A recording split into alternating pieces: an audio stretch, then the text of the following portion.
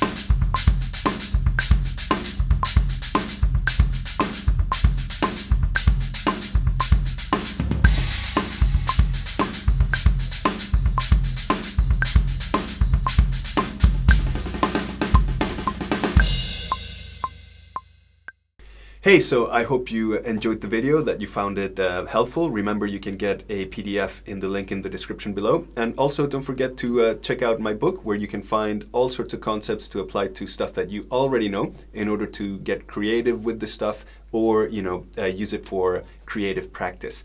Yeah, subscribe, like, leave a comment, and yeah, I'll see you next time. Take care.